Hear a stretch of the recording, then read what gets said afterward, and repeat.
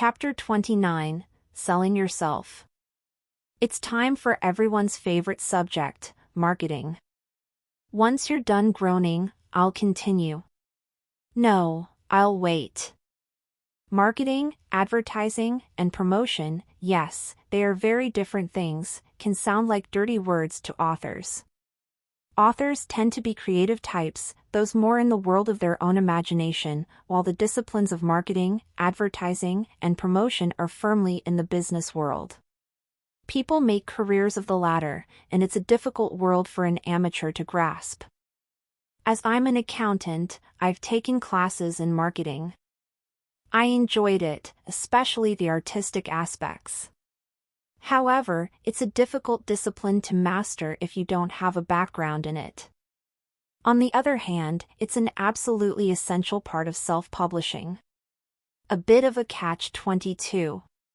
Self-publishing means you must learn several different disciplines unrelated to actually writing a book. Editing, cover art, audio recording, and marketing. While an intensive course on marketing is well outside the scope of this book, I can give you some pointers and hints to form a plan, as well as some resources to dive more deeply into the discipline. Let's start with some definitions and examples. Marketing. This is the overall discipline of researching and analyzing the competition, pricing, and demographics. This is where you examine other book covers in your genre to figure out what elements your own should have, what platforms might work with your book, and who you want to target your advertising to. Your genre, urban fantasy, appeals 57% to women and 43% to men. There are distinct markets for young adult urban fantasy and adult urban fantasy, Buffy the Vampire Slayer vs. Highlander. Most urban fantasy covers portray a young person with some sort of power object in their hand, ball of fire, lightning, sword, crossbow, standing in a city scene. Common color schemes include blue, purple, green, dark/night theme. Advertising, the actual message going out to your customers, no matter the platform. Advertising asks the customer to buy your product. You can have both free and paid advertising. Amazon ads/Amazon book page. Social media ads such as on Facebook, Twitter, Instagram, BookBub. Press release. Promotions, non-advertising communications that talk about your product. These don't specifically say buy my book but raise the awareness of you and your work. Blog posts about the culture your book is set in. Video interview with the author. Newsletter with author news, excerpts, book discount information. Some resources I've found to navigate the labyrinthine world of advertising include Readsy, Ads for Authors, Writer's Digest, Writing Excuses, and the Self-Publishing Show podcast. These range from free to very expensive. However, the items on the expensive side are very worth it and full of intense, step-by-step information on how to create, modify, refine, and maintain ads on the more difficult-to-navigate platforms such as Amazon and Facebook. They also have resources on creating your book covers, writing ad copy, and BookBub ads. There is a multitude of free and paid advertising options for authors. Some are worth crap. Others are worth gold. It can be difficult to discover which works, and certain things will work wonderful for one author or genre and be horrible for another. Unfortunately, this becomes a matter of trial and error, and if you are on a tight budget, paid advertising can be difficult. The free options also take trial and error. Free advertising is great, but you usually get what you pay for. This is why promotion is so important. A lot of promotion can be done for free. Newsletters, social media presence, websites, interviews, blog posts, etc. can raise your profile, create buzz, and inform your potential readers, all before you've even published a book. You can find creative venues, such as recording a video of you reading your first chapter for YouTube, or running a contest for a free ebook on social media. Paid. I find the gold standard in author advertising is still BookBub. This platform has hundreds of thousands of avid readers by genre, and their featured deals have always paid off for me. However, they have high standards on which books they will run, and it can be difficult to get a featured deal. I tried for 2 years before I got one. Now I get them fairly frequently and they are always worth it. They cost a lot, depending on if you do a US or international only deal, and which genre you are in. It can be anywhere from $200 to $1,000. But I have never lost money on one.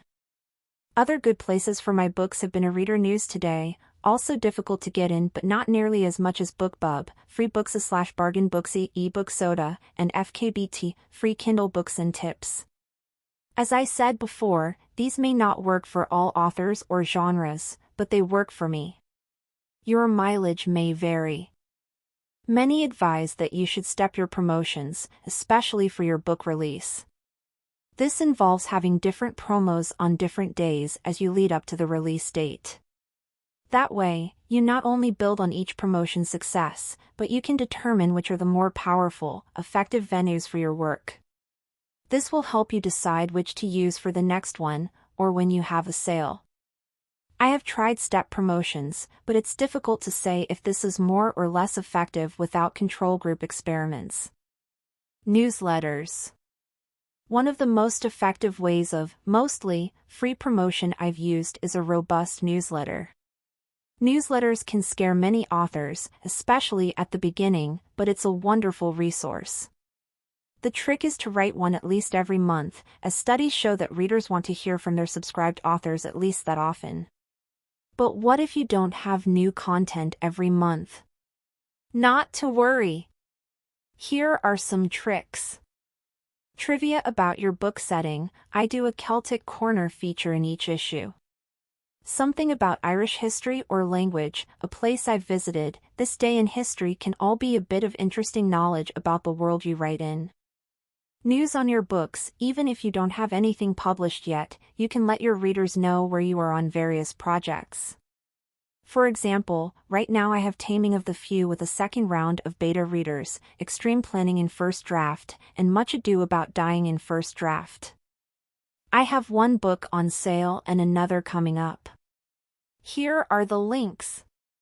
Other authors' books that are similar to yours in genre or theme. There are author newsletter swap sites where you can find other authors with books in similar genre. Free excerpt from something you are working on or something you've published. This is especially great for your readers. I put this at the bottom so readers have to go through the rest to get to the good stuff. A listing of all your books including the bio links at the end. I use MailerLite, but there are several options out there, including MailChimp, Constant Comment and others. I say mostly free above, because while these are free or low cost at a certain level of subscribers, they start costing monthly when you get more readers. This is also a reason to curate your list and unsubscribe those readers who never open your newsletters after 6 months or so. I set up a free short story for new subscribers, using BookFunnel. I also send them another story after a week, after a month, and after 2 months. Everyone loves free. I can set up an automatic flowchart in MailerLite for this process. There are giveaway services that let you build your newsletter subscribers by running a contest with, say, 20 other authors. Everyone gets one book free, 2 or 3 winners get all books free, and maybe a solid prize like an Amazon gift card or a Kindle. These are great for building your subscribers, but you may end up with a bunch of subscribers only in it for the freebies. A mixed blessing. I consider this useful to build your platform, but then when you get bigger, you can refine and curate your list. Have a sign-up page, or a Q code, at any in-person author readings or signings you do. Word-of-mouth advertising at its finest. Personal selling. In addition to the above, an author should learn how to talk about their work to others. Random people. People you meet at the coffee shop. Your dentist when they don't have their hands in your mouth up to their elbows. That cousin you just started chatting with again after 10 years. I mention that I've been writing, and if they indicate interest, I describe my books. I keep a handful of business cards on me at all times, with my website, to give away to people. I know I've made sales this way. Word of mouth can be incredibly powerful, and readers love to know they've actually met an author whose work they enjoy. I am well aware that it can be very difficult for an introverted author type to get used to promoting themselves. I know not all authors are introverted, but we tend to be, as the reclusive lifestyle of an author does match well with that of an introvert. However, if you wish your books to sell well, it's worth it to break out of your shell and talk about your book. I took a class on personal selling in college as part of my accounting degree. I am half extrovert/half introvert, and I can usually emulate either side, but this was a difficult class for me. It involved sitting face to face with another person and praising myself, which was incredibly difficult. The class was an abject lesson in everything imposter syndrome told me to never do. However, I learned some tricks in the course, and will pass those on to you. Pretend you're talking about your favorite author. Gush about the work, the aspects you enjoy the most, be that world building, character dialogue, or plot twists. Frame this as a job interview. Most of us have had to deal with those, and they really are just personal selling. Now you're in a job interview with a potential reader, selling your own talents so they will hire you. Work up set phrases you can use without thinking about them, like a sales patter. Some call this an elevator pitch for your work. This is the 10-second information bite you might pitch to a publisher if you're stuck on an elevator with them. I write historical fantasy, mostly set in Ireland, with a wee bit of fairy magic. Create some follow-up lines, as well, so that's not the only response you have in your repertoire. If someone asks which of your books is your favorite, have one ready. That's a more common question than you think. It might not be one that's already published, in fact, that creates buzz for an upcoming book. With these tricks, and some practice, you can become adept, or at least not terrified, at personal selling of your work. It takes some time to build upon the confidence, fake or otherwise, but it can help to reduce the anxiety at bragging about yourself that most of us dread. Writing contests.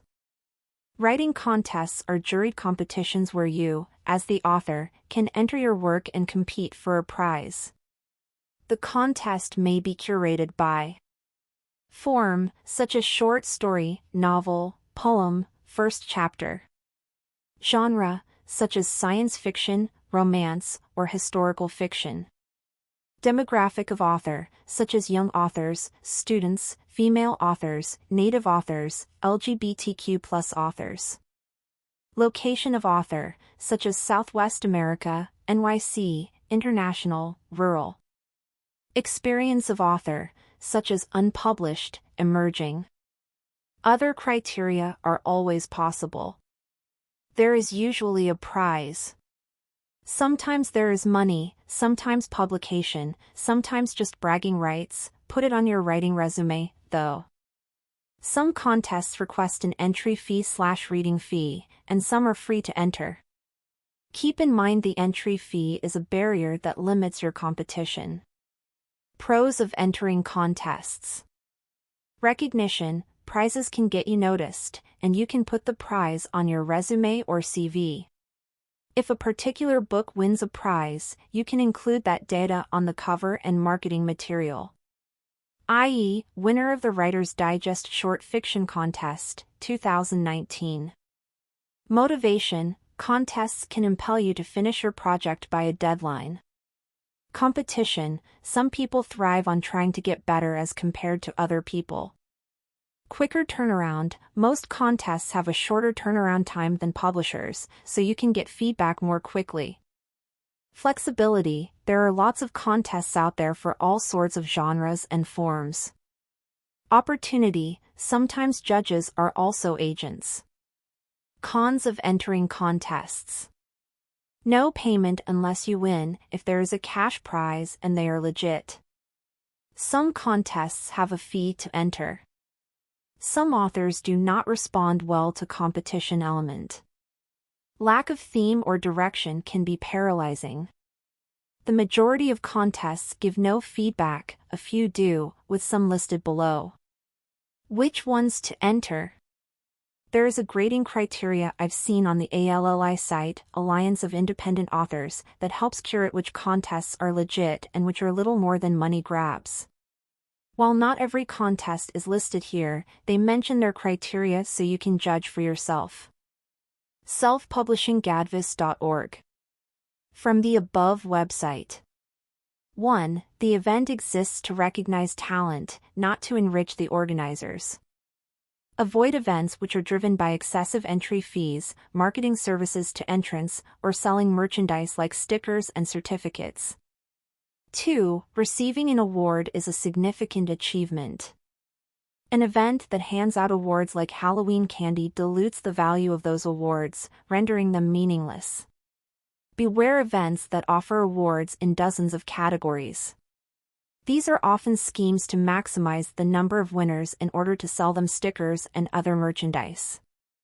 3. The judging process is transparent and clear.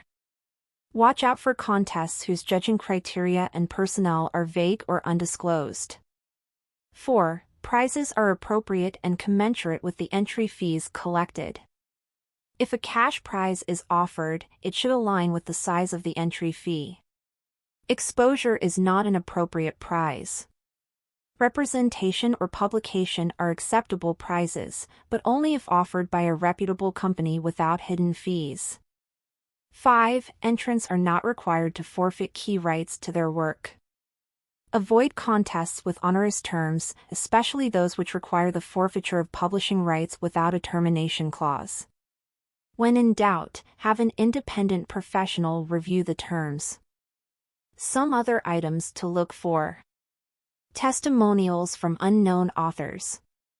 If the contest is real, it will say something specific, such as last year's winner is now represented by the XX agency, which is a verifiable datum. High fees, over $30, especially if it's new. You have no idea on a new contest if they will even award their prize. Everyone who enters wins the prize of being in an anthology, which will cost you $60 to get your copy of. This is a form of vanity publishing. Any contest that wants your exclusive or long-term rights unless they're paying you good money for those rights. Even then, be cautious. 6 months to a year is reasonable for a journal. Anything longer than that, you might want to reconsider. Contest exercise. List 5 free contests you would like to enter that fit your genre. List 5 paid contests you would like to enter that fit your genre.